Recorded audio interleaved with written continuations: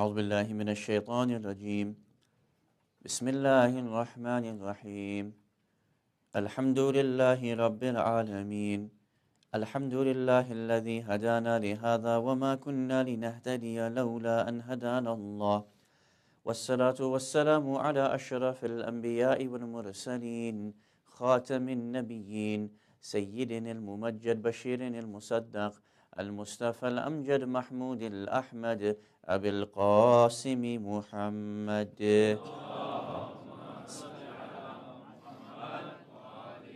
وعلى أهل بيته الطيبين الطاهرين المعصومين ولعنة الله على الظالمين من الأولين والآخرين أما بعد فقد قال الله سبحانه وتعالى في كتابه المجيد وفرقانه الحميد وقوله الحق بسم الله الرحمن الرحيم ولينصرن الله من ينصره إن الله لقوي عزيز الذين إن مكناهم في الأرض أقاموا الصلاة وآتوا الزكاة وأمروا بالمعروف ونهوا عن المنكر ولله عاقبة الأمور آمنا بالله صدق الله العلي العظيم صلوات على محمد وآل محمد.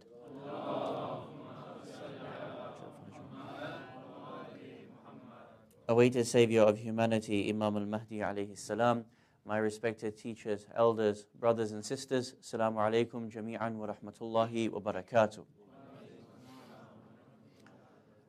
Our series discussing the globalized challenges in this world and the solutions that come to us from the Holy Thaqalain, the Quran and the Sunnah of Rasulullah Muhammad sallallahu alayhi wa alihi wa sallam.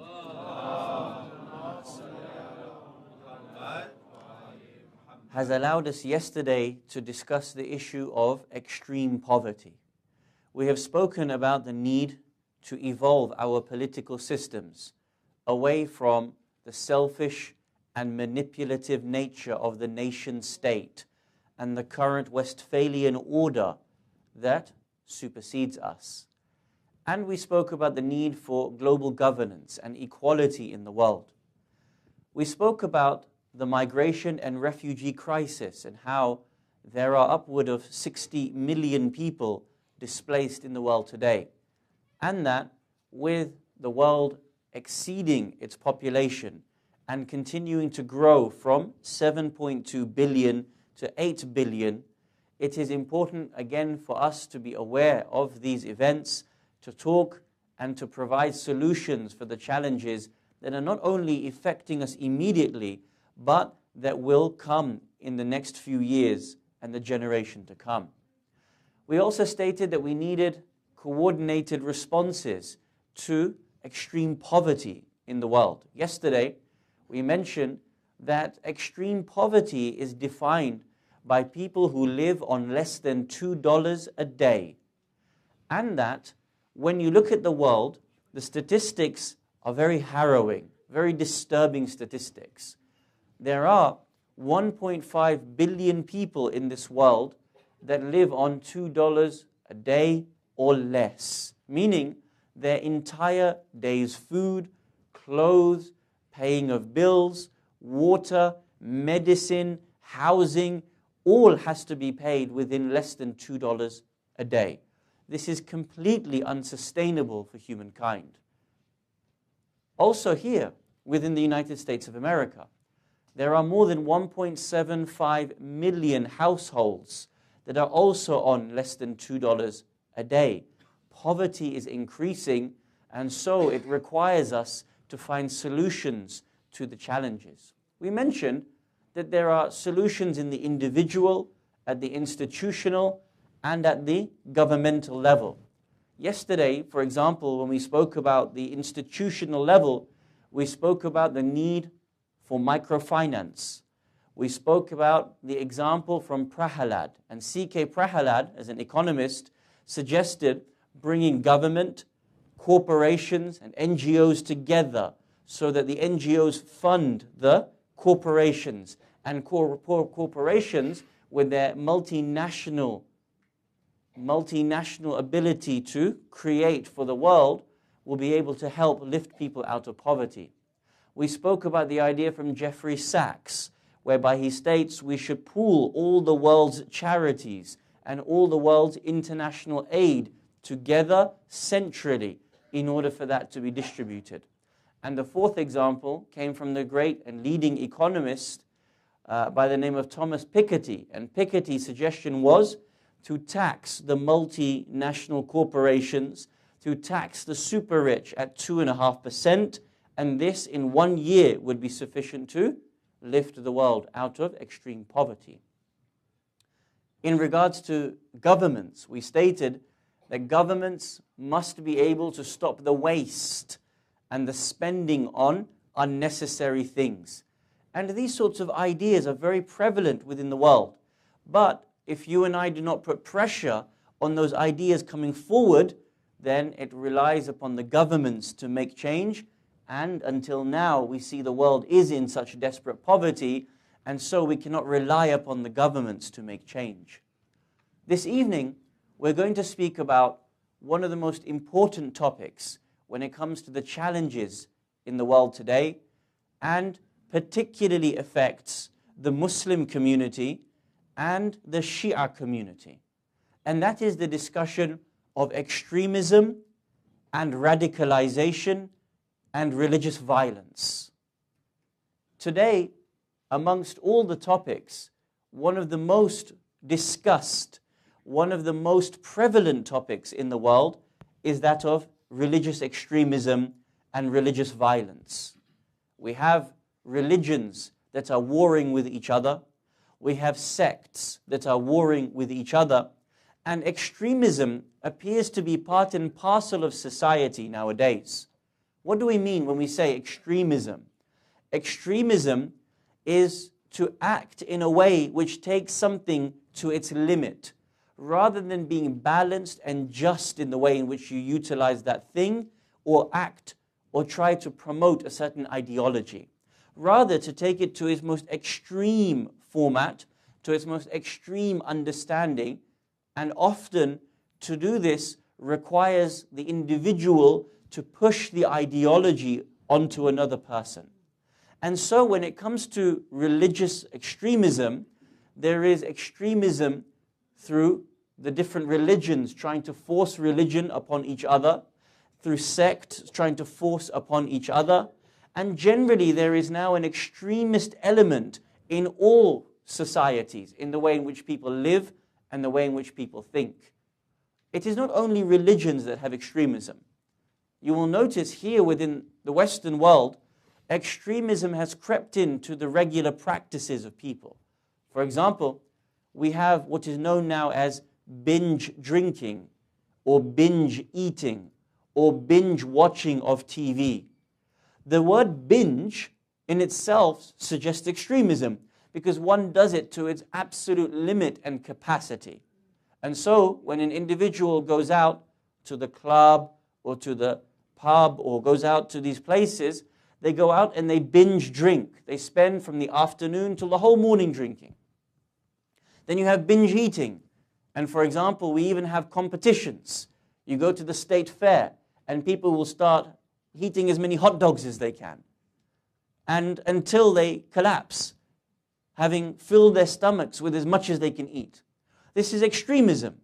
And this even goes into the food that we have. So now when you go to the restaurants, in order to bring you in, they will give you as much as you can eat. Why?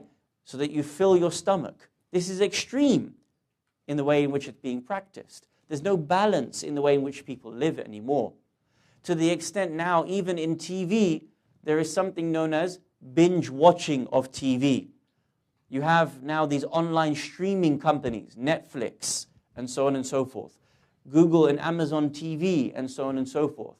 And what you do is, you can download the entire series. It used to be that I had to wait once a week to watch my favorite show. It would come on a Tuesday night and I would watch it. And then I would have to wait the week to watch it. Now, I can download all the 10 episodes from season 1, season 2, season 3, season 4, and watch it. And now people do this the entire weekend. They sit in the bed, they get all the popcorn and all the chips, and some people are smiling, which makes me worried that you're doing this. Yes? It's not that you've heard about it, it's that you're doing it. Yes, this is extreme. This is extreme. This is something that we shouldn't be partaking in. There's almost too many smiles. Thinking, yes, once Muharram's over, I'm going to download my favorite show and watch it all again. So now we have extremism that has crept into society. It's almost a norm for us to practice in this particular way. And of course, religious extremism and extremism in political ideology is the ones that are crippling our nations and causing wars, causing destruction around the world. You have religious extremism, you have right-wing extremism, and you even have left-wing extremism. And all these different ideas feel that they have to go to the extreme or the extremity in order to somehow prevail over the other ideologies. And this in itself is against Islam and against the balance of the human nature. Islam has many verses that speak against extremism. For example, in the Holy Quran, Allah subhanahu wa ta'ala says, Ya Ahlul Kitab, addressing all the revealed religions. As you know, sometimes the verses will speak to the mu'mineen, sometimes speak to the Muslims, sometimes to mankind, Ya ayyuhan nas. These verses are revealed to the religions, whereby people can use the verses of God in the wrong way. And so Allah subhanahu wa ta'ala addresses, Ya Ahlul Kitab, La taghlu fi dinikum. Do not go in extremities in your religion. وَلَا تَقُولُوا عَلَى اللَّهِ إِلَّا الْحَقِّ. And do not say of Allah except that which is truth, that which is correct, not which is false. One of the greatest and consistent criticisms of Banu Israel in the Holy Quran has been their manipulation of the verses of Allah subhanahu wa ta'ala. الَّذِينَ يَكْتَبُونَ الْكِتَابِ بِأَيْدِيهِمْ. Those who write the words of Allah with their own hand. They make it up. They decide to manipulate the ideas, the religious tenets, the verses of Allah subhanahu wa ta'ala. And so many of our verses have told us to be very wary of this. In fact, Allah subhanahu wa ta'ala has told the Muslim community that we have made you amongst or from ummatan wasata, from amongst the balanced nation. That which you do should be absolutely balanced. Your day should be balanced. Your life should be balanced. Your understanding of religion should be balanced. The way in which you spend wealth should be balanced. The way in which you partake in sports should be balanced. The religion is about creating that balance within the individual. In fact, this is a major concept within akhlaq. In the akhlaqi sciences, the concept of remaining balanced and centered is the underpinning notion within the akhlaqi practices. And those scholars of akhlaq underscore the movement of practice of akhlaq through this idea of balance within the individual's life, within their reactions to things. So for example, if you look at the great works of Mullah Naraqi, and Mullah Naraqi writes a great small text on akhlaq, Jami'at al-Sadat, the collection of the felicities, translated into English.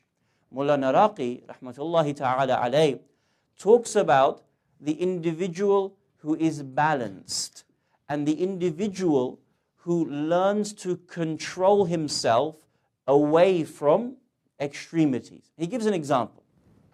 He says, imagine a circle, and this circle is your khulq, your disposition, your mannerisms, your personality, how you react and how you respond to everything. So he says, imagine this is you. To be absolutely balanced, place a dot in the very middle of that circle. That is the balanced point. That is the point of absolute balance. Now, when something happens in your life, you can respond either by extreme or you can under-respond to the matter at hand. And depending on how you respond, you can imagine the dot being in the middle, you can go above the dot as the perfect point of justice, going towards the top, which would be extremism, and to underreact, to not react enough, would be at the bottom of the circle. And so he says, depending on how you react would be relative to whether you stay within the point, the center point of the dot. So now imagine many of the times in things that happen in our life. For example, anger or lust. When events take place in front of us, we can react extremely or underreact. But the best way is to react in balance to that situation. So now imagine the example of Amir al-Mu'mineen Ali ibn Abi Talib salawatullah wa salamuhu alayhi. He's on the battlefield and he's about to strike Amr ibn Abdul Wad.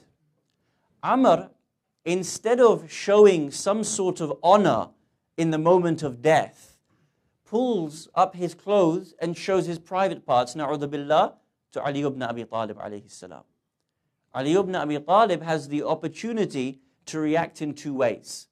He can react overly aggressive, or he can react underly aggressive. But the individual who is balanced will react in exactly the right proportion in regards to the situation itself. And so what does he do? He turns away, gathers himself, and then returns. So many examples in the life of Rasulullah Muhammad sallallahu alayhi wa alihi wa sallam. A famous example when that Jewish lady is said to be throwing garbage or feces or even the sheep's intestines upon him as he passes daily. He can react with anger, he can underreact. Here, the underreaction says that you make no reaction at all. But you and I are supposed to have an internal reaction. We're supposed to hate what is wrong and love what is good. But how I control that reaction is what is supposed to be. I could shout, scream, get angry, swear, na'udhu billah, or I can underreact without having any reaction altogether. Here, the point of balance, which is known as i'tidal, the absolute point of justice is to react in the right way. There are many different studies that look at the personality traits and why individuals react differently and why people react through extremisms and through different ways in this particular issue. I want to mention one or two particular things about extremism and to understand certain academic ideas through the world of psychology to look at extremism and then to talk about how we can react to these particular issues. There is a very famous psychologist by the name of Gordon Allport. Gordon Allport wrote a series of leading, and until today they are leading ideas within the worlds of psychology and psychoanalysis. In 1954, Gordon Allport came with a theory that lasts until today, and that is to look into the nature of prejudice. When we have extreme ideas in regards to especially religious extremism, one of the reasons for our extremism is because of the issue of prejudice and the way in which I look at another individual and how I begin to view that individual. Gordon Allport suggested that the way the brain works is that it seeks to always have a shortcut in order to clump information together so that it doesn't extend itself unnecessarily. It doesn't waste brain power unnecessarily. And the best way for the mind to map itself is to make shortcuts so that it is able to make the best usage of its mind capacity. Think about it in this way, the way in which your memory works. Many of us here drove tonight to get from home to the Imam Bargha, to the mosque, to the Husayniyah. Did you have to think about where you took a left and where you took a right? Or did you just do it? You just did it. When you backed out of the driveway, You didn't have to relearn how to put into reverse and then put it into first gear or whatever. Why? Because the mind captures that information, it retains it, you learn it, and now the mind allows you to process that in such a way whereby it will give you the information but also allow you to do other things.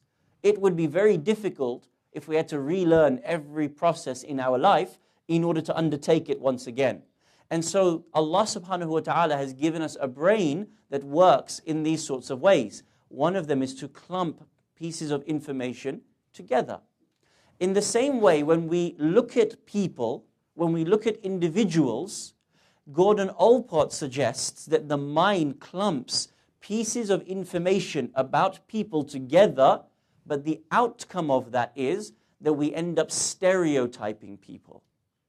So for example, when I say to you the word Mexican, because we've been bombarded with ideas and generalizations, how Mexicans dress, what food Mexicans eat, what jobs Mexicans generally might take, and so on and so forth. That information is clumped together, and so my mind can't help but initially see people within that framework in which I've placed them within. Now, as an outcome of that, I begin to see people stereotypically, and I begin to see people through the prism of prejudice. The outcome of that is that how I begin to see them is not looking at them as individuals. I don't look at them in the light of the goodness of what they are. I tend to see them through the stereotypes that I have built up. This creates prejudice. Prejudice creates hate. Hate can create extremism. And this is something that we need to break, because even within our own selves, we tend to do this. When I say the word Wahhabi, we immediately bring things to mind. When I say the word Salafi, I bring something to mind. When I say the word Sunni, we bring something to mind. When I bring the word Brelvi, we bring something to mind. If I bring the word, for example, Shia, it comes to mind. If I bring, for example, the word Pakistani, Khoja, Irani, Iraqi, all these things have connotations that we have built within them. The problem here is that when I group things together, I often lead myself towards prejudice, which lead myself towards extremism. I must see people beyond the prism of that prejudice, beyond the prism of that extremity that I create for myself. This is one. Another reason for the extremity that is taking place within us is because of the way in which you and I react to people and react to the types of things that we have within our cultures. So for example, our cultures tell us that we're supposed to act in a certain way. And so our culture becomes so much embedded over our religion, we end up taking our culture first. And when someone wants to break the ideals of culture, we push out and say, no, this is how I was born. This is how I have been raised. I have always lived this way. It is somehow a threat to me if someone brings a new culture or tries to adapt culture. And so I push against this, and this creates an extremism within the cultural ideas, and so on and so forth. And so there are many ways in which religion, or the way in which the different ideologies that we have become usurped through these ideas and through these patterns of behavior that are brought up within us. When it comes to the issues of extremism, extremism has a bad outcome in all senses. There is never a time when extremism has a positive outcome, because we are by nature not acting in balance of that matter at hand. Extremism has affected the Shia community in terms of its history. And when practice of extremism inculcates itself within the society or within the religion, this has huge negative impacts. I want to mention one example of how extremism took place at the time of our sixth Imam, Jaffer as-Sadiq salawatullah wa salamuhu alayhi. and to understand how this event of extremism in the time of Imam al-Sadiq alayhi salam affects you and I until now. You may know that in the time of the sixth Imam alayhi salam, there was an individual who claimed to be a companion by the name of Muhammad ibn Abi Zaynab al-Khattab. He had no relation to the second Caliph Umar al-Khattab, but his name was Muhammad ibn Abi Zaynab al-Khattab. He started what was known as the Khatabiyya movement. And the Khatabiyya movement was in particular one of the most devastating movements to the Imams of Ahlul Bayt alayhimus salam. To the extent that we have ahadith of our 8th, 10th and 11th Imams, salamullahi alayhim ajma'een, whereby they say, no event, no person has created more problems for us than Muhammad ibn Abi Zaynab al-Khattab. Now think about that. You're talking about tyrant caliphs who have martyred and killed Ahlul Bayt alayhimus salam.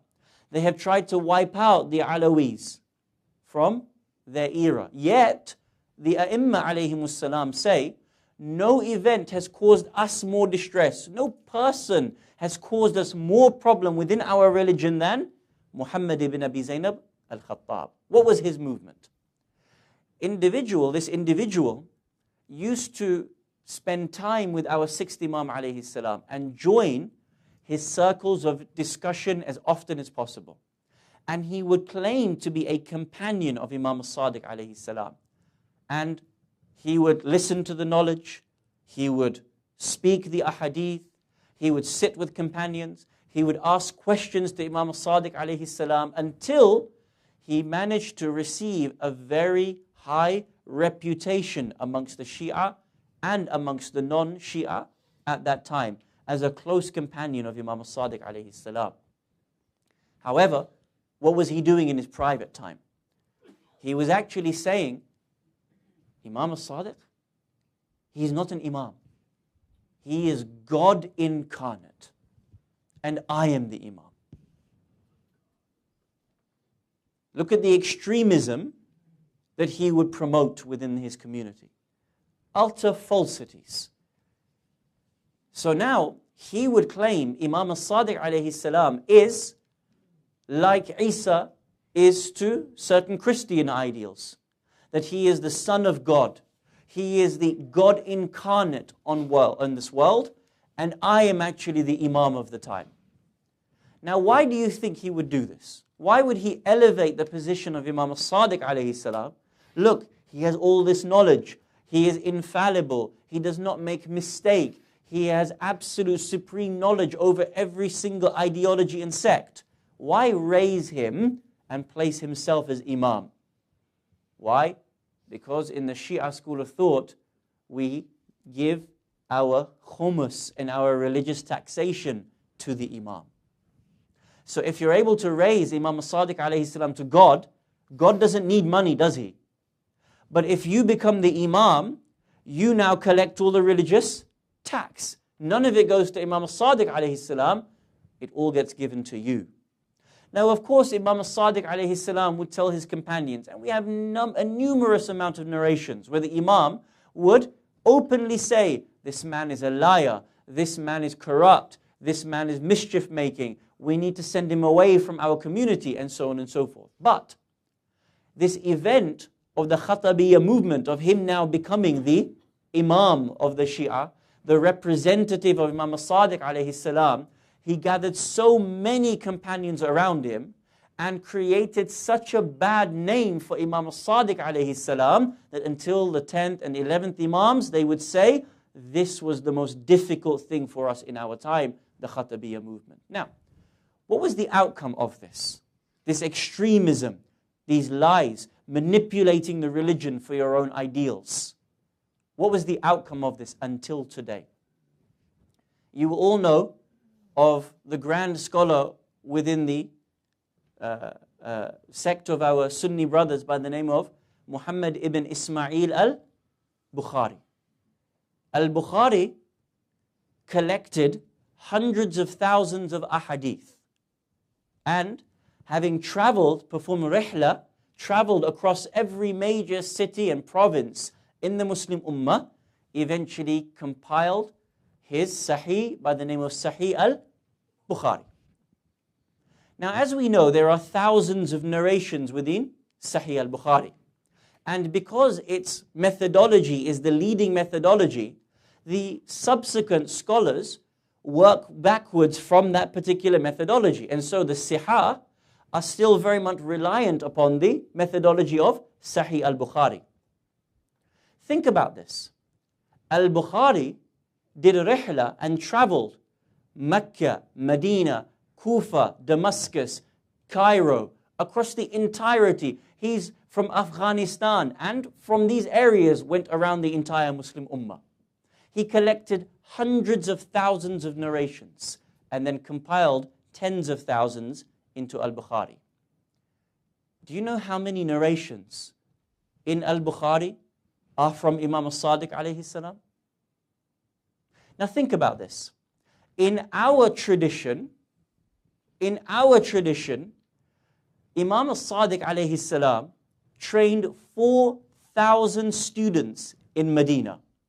He spent 2 years in Kufa and trained 900 ulama across all sciences. In our books, we have tens of thousands of narrations from Imam al-Sadiq alayhi salam, to the extent that we are internationally known as either the Imamiyya sect or the Ja'fariyya sect. How many narrations do you think are in Al-Bukhari by Imam al-Sadiq alayhi salam? 1,000? No. 500? No. 100? No. 10? No. 2? No. 1? No. Not one tradition in Al-Bukhari is from Imam al-Sadiq alayhi salam. But do you know why? I'm not justifying it, I'm explaining why. Do you know why?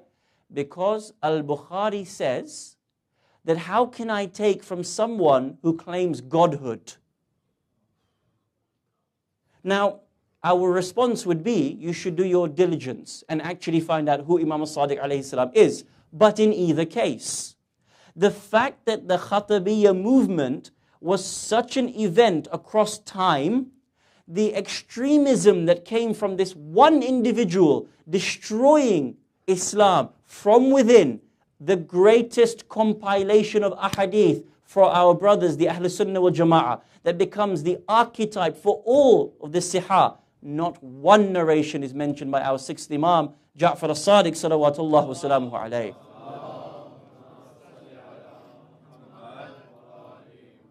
Can you see what extremism does? When one person takes this religion and decides to manipulate it for themselves, institute ideas, laws, practices, cultures for itself, can you not see potentially the ripple effect, the destruction that would have taken place within society? Imagine if those ahadith of Imam al-Sadiq alayhi salam were present within the great books of the Sihah al-Sittah. But as an outcome, we do not have those narrations in there now. You and I have to combat extremism, and we have to be able to have a coherent understanding of how to defeat extremism within the community. Now, when it comes to this issue, we need to understand what is it that governments are doing to defeat extremism, and what do our scholars and the examples given to us provide to us to be able to defeat extremism. Because clearly, within the extremist world in Islam, this has an impact. Right now, there is no embarrassment in us saying that the Wahhabiyya sect seeks to destroy the Shia sect. They are, in ISIS, destroying Muslims of all sects. They are killing Christians and uprooting the lives that have been created for generations. And so we need to be able to tackle extremism head on. Again and again and again in our series we have been saying we can leave it to governments, we can leave it to corporations, we can leave it to CNN and BBC to tackle these challenges, or it falls upon you and I to be able to tackle these challenges ourselves. Let us look at what governments are doing to tackle extremism within Islam and see whether these ideas have been effectual or otherwise. There are two examples I want to give.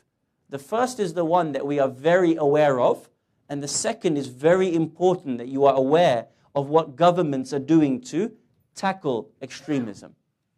The first one is bomb. War on terror.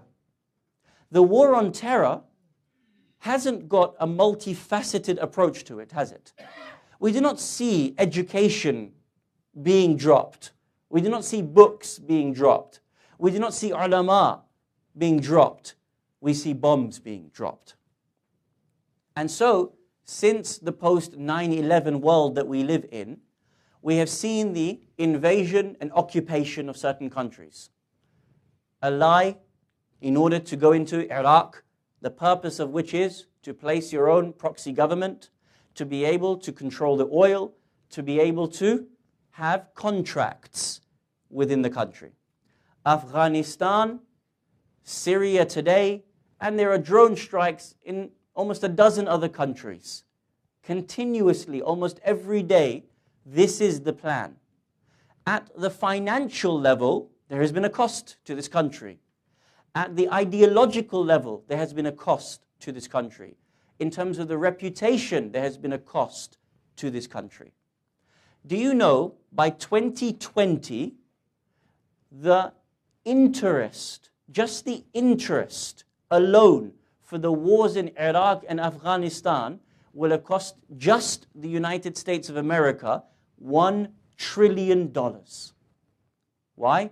Because the war was put on the credit card. And so there is interest on those loans to be able to pay. It's crippled us as a society. Why? Because now welfare programs cannot be funded. Why? Because the wars are being funded instead. Ideologically, as a country, as a world, we have now seen the threat of extremism become even more prevalent. Where there was balance within society, now there is extremism within society. 10 years ago, irrespective of whether you agree with President Bashar al-Assad or not, Syria generally was a more balanced society. We had Muslims, Christians, Jews living together. In fact, the roots of Syria Christianity is so deep within Iraq and within Syria, they have such a wonderful tradition of Christianity within those places. Who was it that cleaned the head of Aba Abdullah al-Hussein, salawatullah wa salamuhu alayhi? It was the Christian priest that took the head of Hussein ibn Ali alayhi salam for one night and cleaned the head of Hussein ibn Ali. Christianity has been there since then, since time immemorial. But now it is being flushed out by religious extremists. And so where there has been balance, today there is no balance. To the ideology it has created, to the reputation in this country it has created, and more people are becoming frustrated and anti-America, anti-Britain, anti-France, and so attacks are taking place within the world today. Clearly, the war on terror, by virtue of just dropping bombs, is not working. This is one. Two, another example of what is being done, and this is very important, and I would like everyone to pay close attention to this, because this is what's being done to prevent extremism in Britain, and you will understand why they're doing it, and if it works for them, it will certainly come here very quickly in the United States of America. We currently have a right-wing government in Britain, the Conservative Party, and they have instituted something by the name of the PREVENT strategy. Now, PREVENT seeks to prevent religious extremism, but it targets Muslims through its practice. How did it come about? What is the PREVENT strategy? How does it work? We have in the United Kingdom an organization by the name of the Quilliam Foundation. You may have heard of it. Quilliam. Quilliam Foundation, which is headed by an individual by the name of Majid Nawaz. Majid Nawaz claims to have been an extremist in the past and was jailed in Egypt for 5 years, came out of jail and apparently renounced his extremist ways, and now has set up the world's foremost anti-Islamic extremism organization and advises countries around the world as to how to stop extremism. He teamed up with the government in order to implement this strategy. And this strategy is a very dangerous strategy. Listen to this strategy. Prevent is divided into 4, and it's the main part of the 4. There is pursuing terrorism and extremism. There is protecting, which is 2 parts, from extremism and terrorism. And then there is prevent. Prevent means to stop extremist ideology before it starts. That sounds great, doesn't it? Because we want to identify the triggers for extremism within an individual, spot it at a young age or at its infancy within the individual before it develops, and then to be able to find ways of stopping that, to be able to bring them out of that. We all agree that is something that we all want within our communities, within our madrasas, within our countries, and this is something that is needed. The way in which it does, though, is very challenging and very problematic for Muslims, and in particular the Shia community as well. Prevent, as we stated, seeks to identify traits of extremism within people and then to stop it. So now what this does is, it begins to look at an individual through the prism of pre-crime. So now you haven't done anything wrong, but I can already identify you as a terrorist. I can already identify you as an extremist by virtue of me telling you that you have certain signs of extremist ideology within you. Who is supposed to identify? Who is supposed to identify this extreme ideology? Everyone in the UK who works for the public sector gets training on how to identify religious extremism. So all teachers are now trained, all doctors, all nurses are trained on how to identify what is religious extremism. How are they trained? They are trained by watching a video which is 1.5 hours long on how to identify traits of extremism. Can you imagine? A teacher who's already very busy is now expected to watch 3-year-olds, 5-year-olds, 15-year-olds to identify them for extremism and point them out to the government. Doctors who already go through so much compulsory and additional training have to now identify extremism in the hospitals when they come in. How do they identify? What are the traits that the British government and the Quilliam Foundation, Muslim Foundation, has put in to identify religious extremism? 3. Number 1, if the individual begins to dress more modestly, if the individual begins to behave better, this is true, this is not me making this up. And the 3rd is if the individual devotes more time to their studies, they will be identified as potentially Islamic extremists. It's already there. This is not me scaremongering. This has been there for years. This is now government policy that has only recently started. So think about that. A child, one of the daughters of our community, become amongst the muhajjabat. They start to wear hijab. And so from the age of 9, for example, they become baligha. At 8 years old, they don't wear the hijab. But as they now approach 9, they begin to wear it, or they start to wear it from the age of 9.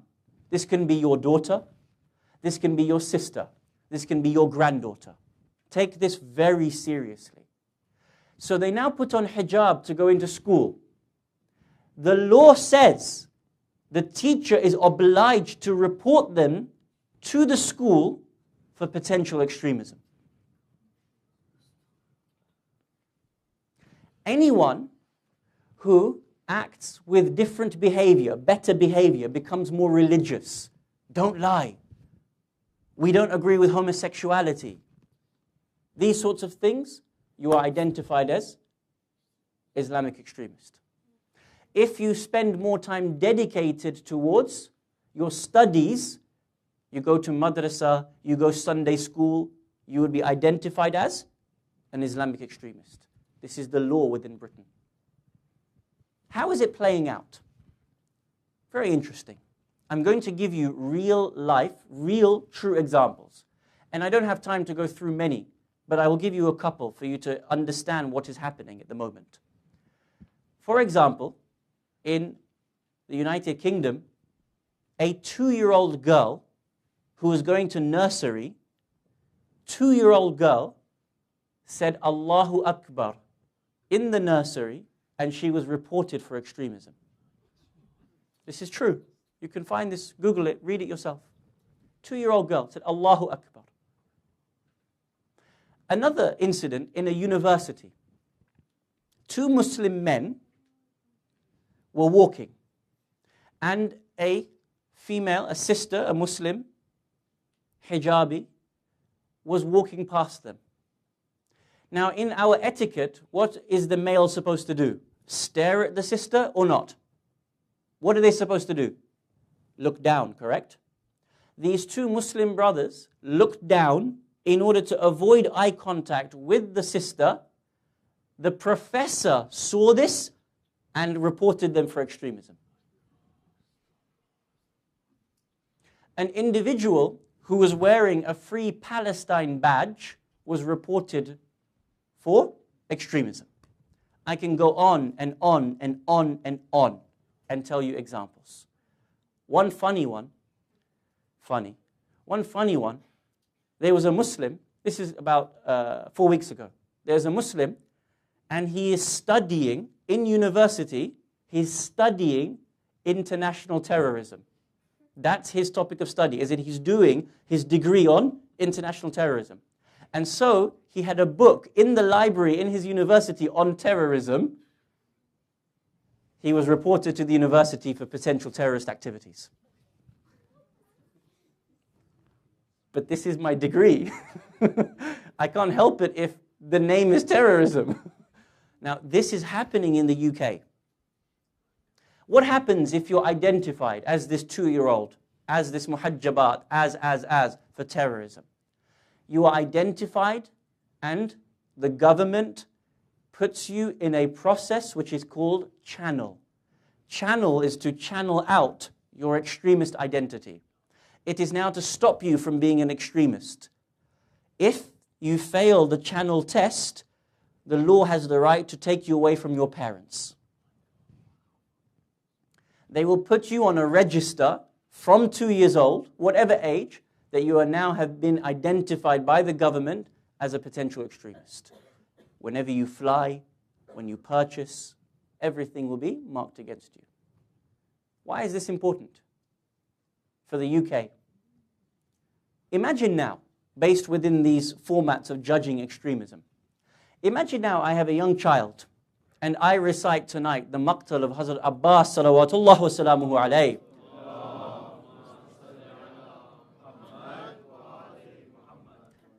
And that child goes into school tomorrow and says, guess what I heard from the mosque? Arms severed. 10th of Muharram, Aba Abdullah al-Hussein alayhi salam's head severed. What does this sound like to the average person who has been set the responsibility to identify extremism within the Muslim child by virtue of a 1.5 hour video? Equating religious conservatism, relating religious practice with extremism all of a sudden. What happens when your son or your daughter goes to school and says, I heard about Hussein ibn Ali, and he gave his head for the sake of Allah subhanahu wa ta'ala? What do you think is going to happen to that child? What am I telling you? I am telling you that if we do not deal with these scenarios ourselves, if you and I as a Muslim community leave it to people like the Quilliam Foundation, governments to decide what is religious extremism and what is not, it won't just be impacting people in Saudi Arabia. It won't just be impacting those in Bahrain and in Kuwait. It will be impacting you and I here, because we have not again lifted a finger to deal with the challenges that are prevalent within our society. We've let it go to others. We've allowed the Quilliam Foundation, government-backed agencies, to decide what is religious extremism and what is not religious extremism. Only last week, the government announced how they will now be watching madrasas and what they want madrasas to teach and what they want imams to teach. And this is now the proposal in the United Kingdom. I tell you this because it will not be long until that travels the pond and people here try to implement the same law to be able to identify and deal with religious extremism. It will be impacting you and I. And so you and I need to be able to deal with these challenges ourselves. Therefore, the questions must be, what is it that come from the examples of Ahlul Bayt and that of Rasulullah Muhammad sallallahu alayhi wa alihi wa sallam?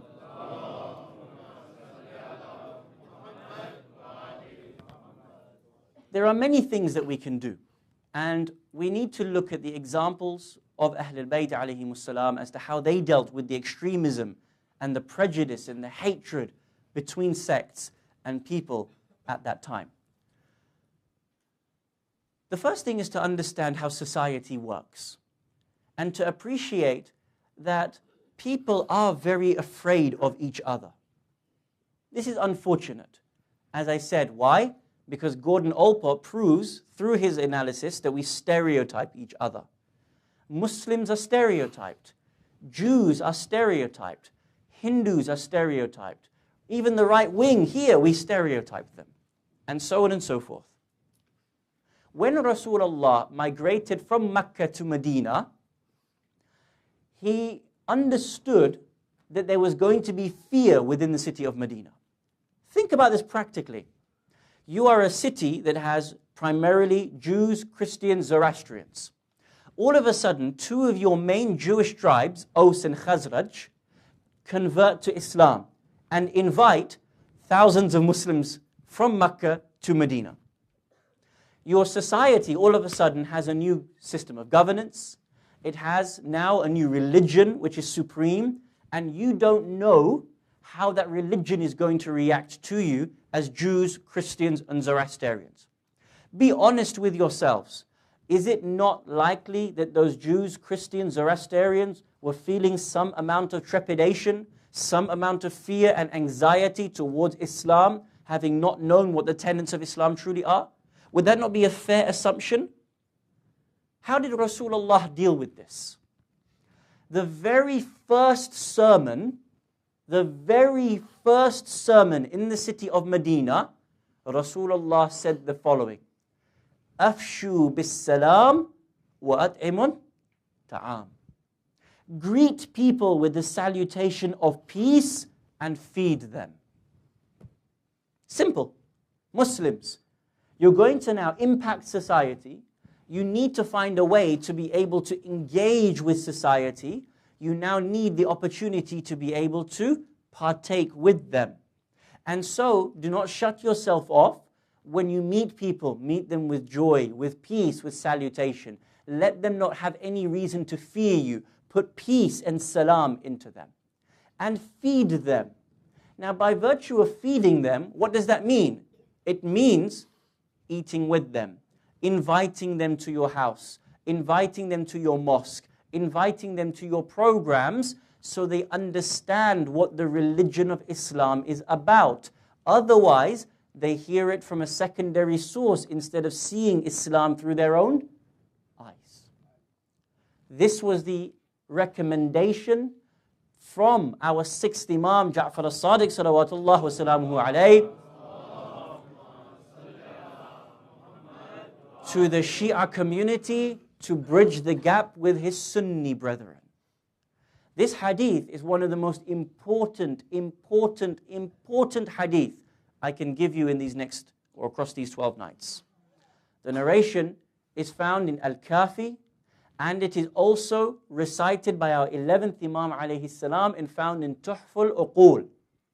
The Imams both say the following. They say the same words. They say, partake in the prayers of your Sunni brethren. You know what they say? They say, Sallu fi ashairihim. Pray with them. And visit their sick folk. Partake in their janazah. Why? Because I want you to be known as the Shia of Imam al-Sadiq and Imam al-Askari salawatullah wa salamuhu alayhima.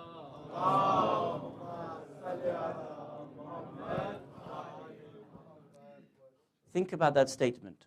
Pray with them. Visit their sick folk. Give back their rights. Partake in their janazah. Because I want you to be known as a Shia. What does that mean? It means that there should be the participation between sects, so that we uproot the misunderstandings between each other, the hatred that is being built, that is being superimposed by people that wish to divide us. The issue is, we do not truly know enough about our Sunni brethren. If I asked this audience, and you probably will prove me wrong, but if I ask this audience, give me 5 things that you know about each of the 4 Imams of our brothers, the Ahl Sunnah wal Jama'ah, I wonder if we could give 5 things, 3 things, 2 things. Tell me one thing that they achieved in their life. We don't know. Why? Because there's no participation. Similarly, from the other side, if you ask our brothers, generally speaking, who is Imam al-Baqir alayhi salam? Who is Imam al-Jawad alayhi salam? With respect, it is unlikely that many will know. Yet, from our theology, the only reason for the existence of this world was because of the A'imma of Ahl al-Bayt alayhim salam. What does Allah subhanahu wa ta'ala say in Hadith al-Kisa? I did not create anything إِلَّا فِي مُحَبَّتِهَا أُولَٰئِ الْخَمْسَةِ الَّذِينَ هُمْ تَحْتَ الْكِسَاءِ. Yet, we have kept our Imams to ourselves. So there's no bridging of the gap to remove hatred, prejudice, extremism between sects. Our religion is kept within our 4 walls. This is not what the A'imma alayhimus salam have told us to do. We are often, by the Wahhabiyya community, by the Salafiyya community, accused of shirk, rightly or wrongly. That we believe our Imams have this power independent of God, misunderstanding of shifa'ah and wasila. If we were to invite our friends just once on a Thursday night to read Du'a Kumail, which is by Allah the greatest expression of Tawheed and Wahdaniyya known outside of the Quran, one could never accuse the Shia of performing shirk. فَإِلَيْكَ يَا رَبِّي مَدَدْتُ يَدِي وَإِلَيْكَ يَا رَبِّي أَسَبْتُ وَجْهِي. But because we've kept these things in ourselves, people do not understand what treasures we have. They do not understand what is in Sahifa as-Sajjadiyah. They do not understand what is in Risalat al-Huquq. Why? Because we keep to ourselves. This is the primary way that is given to us by our 6th Imam, Jaffer al-Sadiq salawatullah wa salamuhu alayhi, to uproot extremism and hatred between us. One last example I want to give you, and then we move into the gham, inshaAllah. We have, for example, scholars who have given us ideas. Majid Nawaz from Quilliam Foundation believes that Muslims should be building the idea of democracy, and that we should be supporting democracy across the entirety of the Middle East and transition all of our governments to democracy. The great Sunni scholar by the name of Sheikh Abdullah bin Bayyah says something very interesting.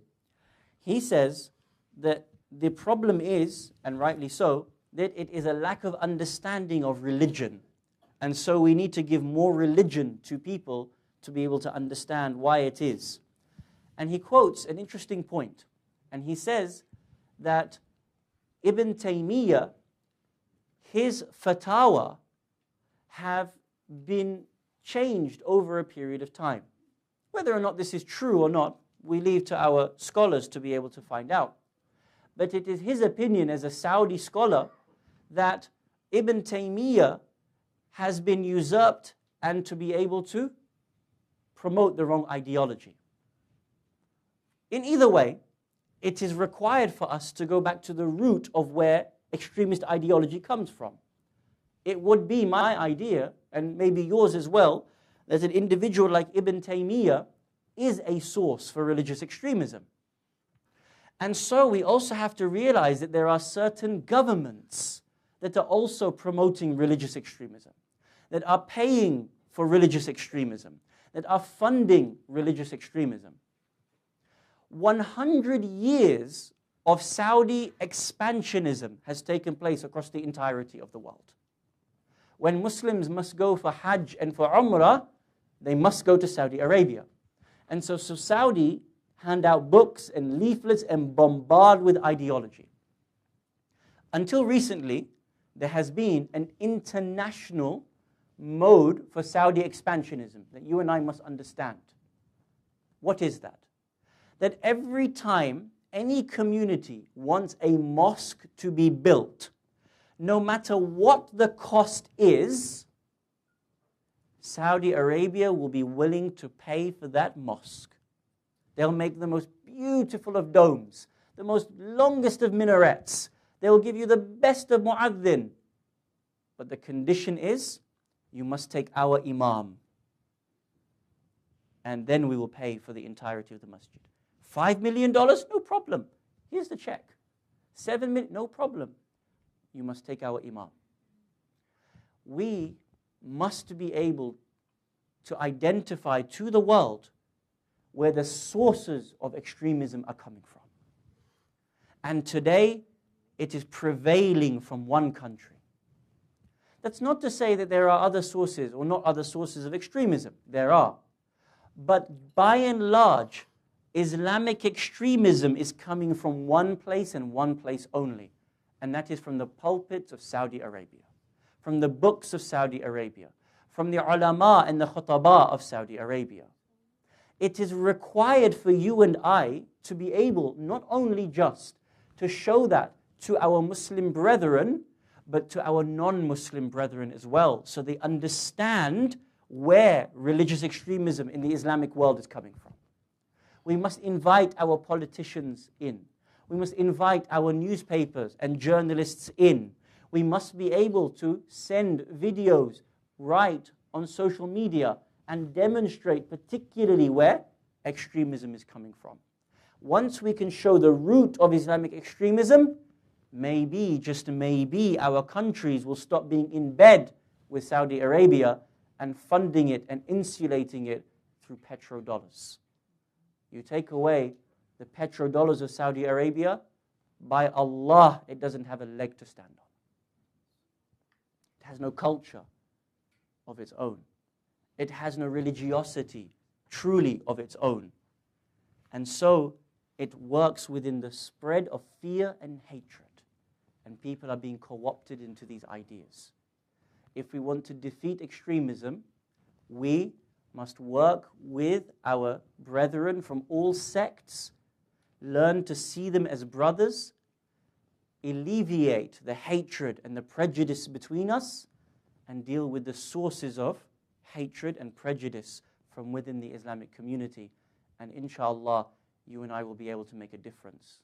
Remember the prevent strategy, and remember how tomorrow that will be brought over to the United States of America. The outcomes of prevent will breed extremism. Why? Because if your daughter and your son are picked up in school for being extremists, for demonstrating their religiosity, they will have hatred against the state. And this will breed extremism. It requires you and I to be aware and to partake in this movement against it, inshaAllah. Tonight, we commemorate the martyrdom of an individual who had so much valor to him, but never went to extremes in his valor.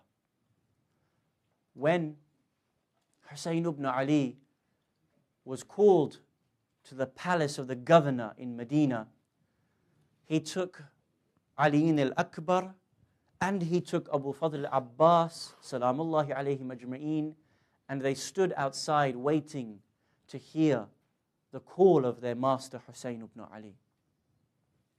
As the threat upon the life of Husayn entailed, Imam al-Husayn alayhi salam responded by saying, "You lie. You think that you will be able to kill me? Never will this happen." Hearing the raised voice of Husayn ibn Ali, Abbas, the lion, the giant of the human being, broke down that door, entered straight, unsheathed his sword, ready to sever the head of those who dare threaten Husayn ibn Ali. And Husayn places his hand upon the chest of Abbas. "Not yet, Abbas. Your time will come.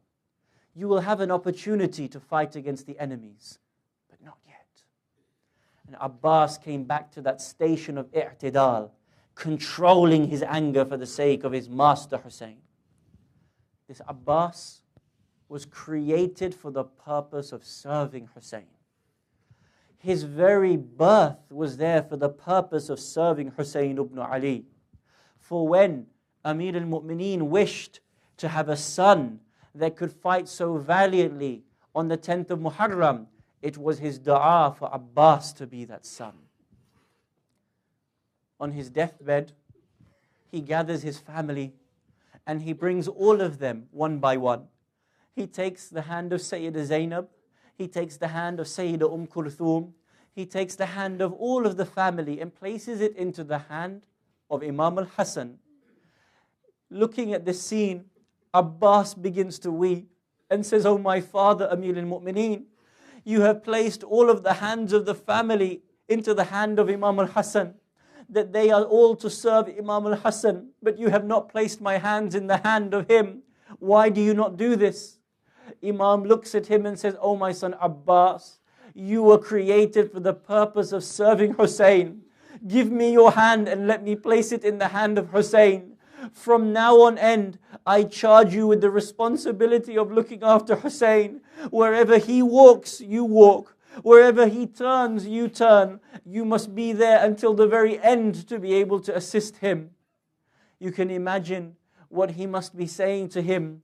There are the khatib that tell us, that says that on that deathbed, Husayn is listening to this. He sees the conversation between Amir al-Mu'mineen and Abbas. He says, "Oh Abbas, there will come a time when you enter into the river Furat.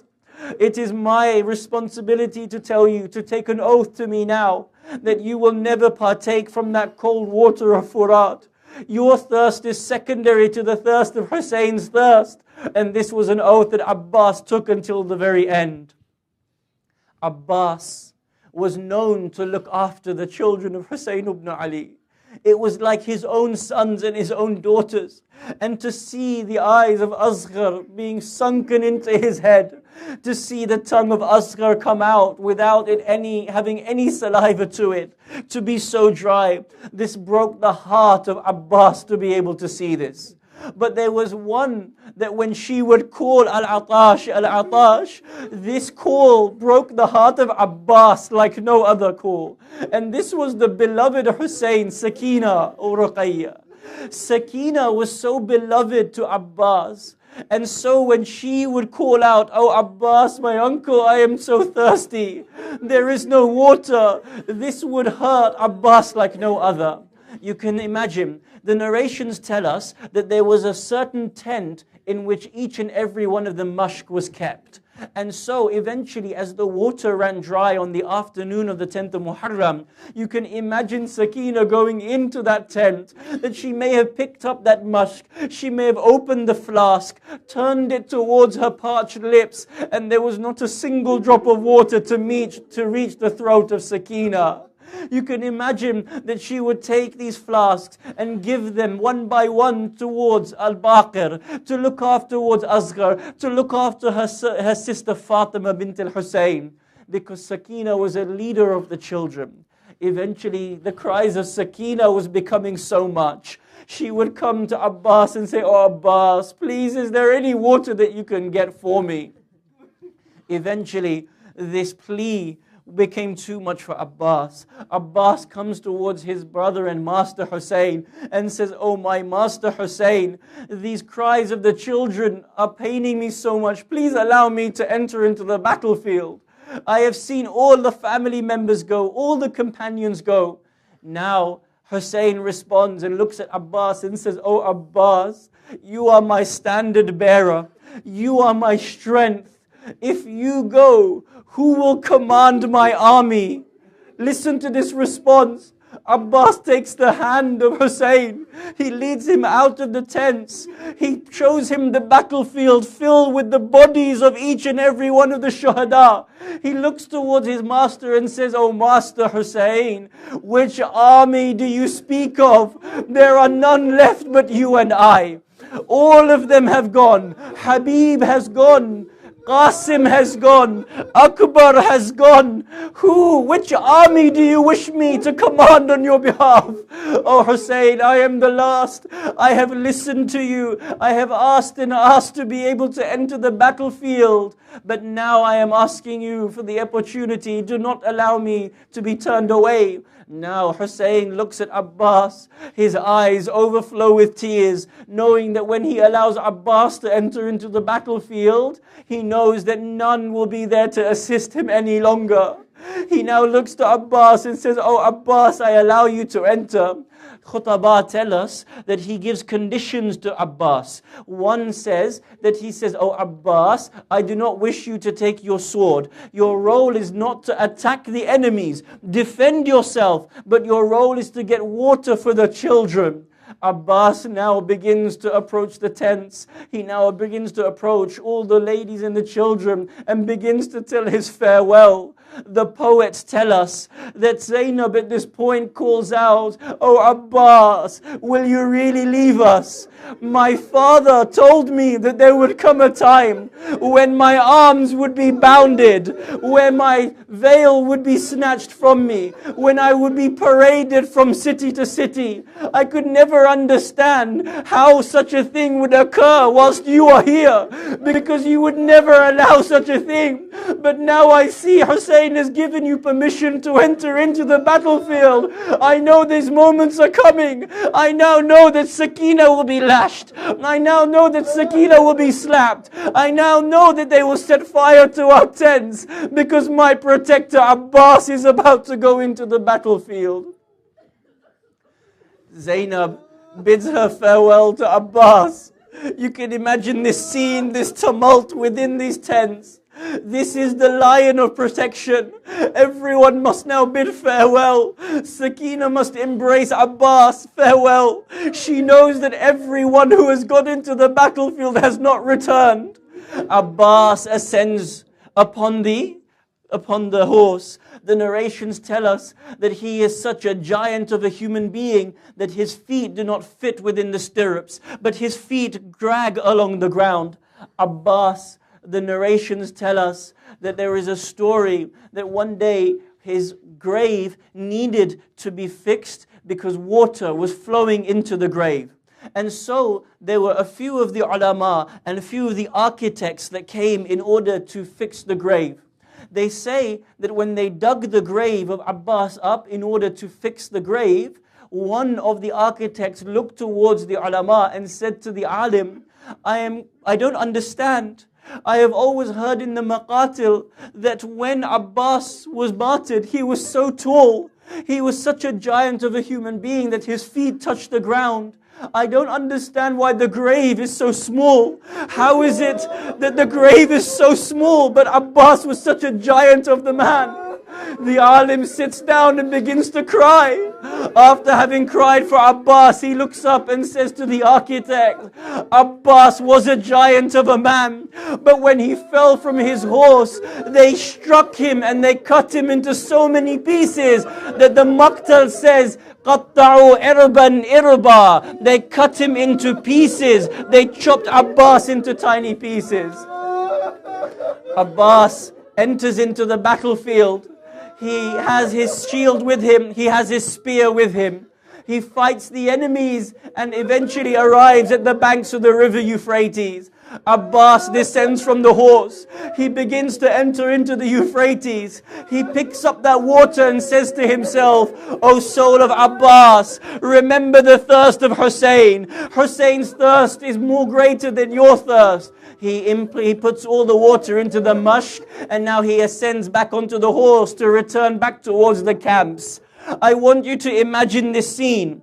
Sakina is standing at the edge of the camps, waiting to see the return of her uncle Abbas. What does she see? She sees the standard of Hussein. She sees the flag of Abbas going towards the river Furat.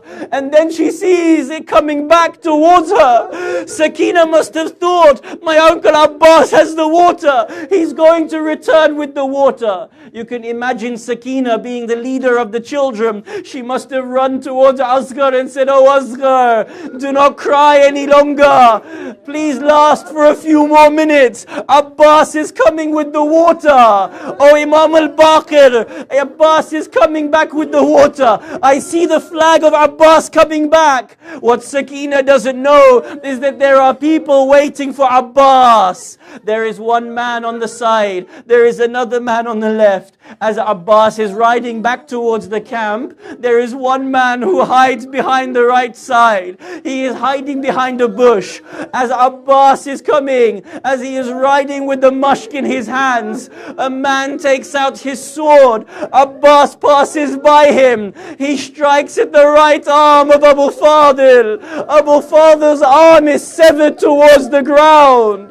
As he continues to ride, he transfers everything towards his left side. Another person hides from the left side and strikes the arm of Abu Fadil. Abu Fadil is now without either of his arms. There is a narration about an alim. He says, I was reciting the Maqtal of Abu Fadil. And one night I went to sleep having recited the Maqtal of Abu Fadil. In my dream I saw Her Eminence Fatima az-Zahra. Fatima was crying, and Fatima looked at me and said, Oh Sheikh, you recited the Maqtal of my son Abbas, but you did not recite the greatest tragedy of Abbas. Zahra called Abbas her son. Her son, my son, you recited the Maqtal of my son, but you did not recite the greatest Maqtal. The alim said, Oh Fatima, oh my lady of light, but I recited that Abbas had his right arm severed. I recited that he had his left arm severed. Fatima said, this is not the greatest tragedy of my son Abbas. The alim said, I recited that he had an arrow in his eye. She says, this is not the greatest tragedy of Abbas. I recited how the mushk was pierced. This is not the greatest tragedy of my son Abbas. Oh lady of light, tell me, what is the greatest tragedy of your son Abbas? Fatima says, the greatest tragedy of Abbas was when he fell. He did not have any arms to protect him. Each and every one of the martyrs, when they fell to the floor, they had arms to break their fall. Abbas fell on his face with the arrow embedded into his eye. Abbas's arms have been severed. He continues to ride. He has the mushk in his mouth. At this moment, there are the master archmen, Hurmala, and all the archmen come forward. Umar ibn Sa'ad cries out to the army, do not allow the water of Abbas's flask to reach Hussein. If Hussein's thirst is quenched, if the children of thirst are quenched, what will happen? They begin to shower Abbas with arrows. Arrow after arrow reaches Abbas's body. One of them strikes into the eye of Abu Fadil. One strikes into the mushk of Abu Fadil and begins to tear the mushk. The hopes of Sakina are being torn apart. The water falls towards the ground.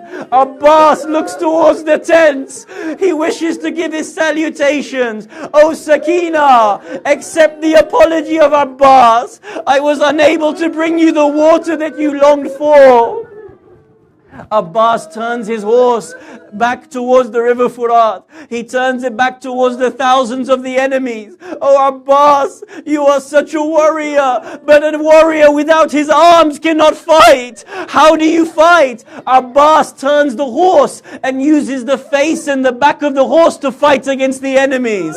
They continue to surround him. They strike arrows into Abbas. They strike swords into Abbas. This is the most valiant of human beings. This is the son of Ali ibn Abi Talib. This is the dua of Fatima. This is the son of Baneen. Eventually, they strike him with so many. Abbas falls towards the ground. He calls out, "Oh Aba Abdillah, alaykum minni salam. Accept my salutation, oh Aba Abdillah." Aba Abdillah calls out, "Now my back has been broken. Oh Abbas, what has happened?" He comes rushing in towards the battlefield. He sees the broken body of Abbas, torn into pieces, cut open, bleeding, dying in these last stages of his life. Hussein crawls towards Abbas. He picks up the body, the bits of the body, and begins to embrace Abbas. "My dear brother Abbas, oh my dear brother Abbas, what have they done to you?" Now it is that final conversation that takes place. Abbas says, "Oh my master Hussein, I want from you, please, I have one request from you. I do not wish to be brought back towards the camp. All of the shuhada have been taken back towards the camps. I do not wish Sakina to see me in this state. I do not wish Zainab, I do not wish Kulthum to see me in this state. I had promised Sakina I would bring her water. Please leave my body by the banks of the river Euphrates." Hussein looks into the eyes of Abbas and says, "Oh Abbas, if you have this request, then I have one request from you as well. Anything, what do you want, oh my master Hussein?" He says, "All my life you have treated me like the master and been the slave. You have never addressed me as your brother. You have always addressed me as your master. My last request to you, Abbas, is to address me as your brother." Abbas looks into the eyes of Hussein and says, "Oh my dear brother, Assalamu alayka ya Aba Abdillah."